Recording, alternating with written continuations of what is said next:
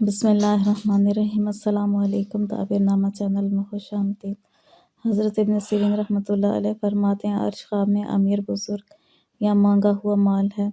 اگر دیکھے کہ عرش آراستہ ہے، دلیل ہے کہ اس کی بڑے آدمی سے صحبت ہوگی اور عزت اور نصرت پائے گا، اور اگر عرش کو حقیر دیکھے، دلیل ہے لوگوں کے آگے ذلیل ہوگا، اور اگر اپنے آپ کو عرش پر بیٹھا ہوا دیکھے، دلیل ہے کہ وہ کسی بڑے آدمی سے ملے گا اور اس سے عزت اور مرتبہ حاصل کرے گا، اور اگر دیکھے عرش سے نیچے آیا ہے، اس کی تعویل اول کے خلاف ہے۔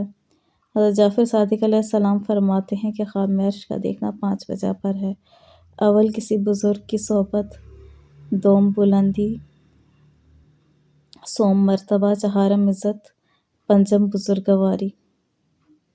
ویڈیو کو آخر تک دیکھنے کے لیے بہت شکریہ۔ چینل کو لائک کریں، سبسکرائب کریں، اور اگر آپ خواب کی تعبیر جاننا چاہتے ہیں تو کمنٹ باکس میں پوچھ سکتے ہیں۔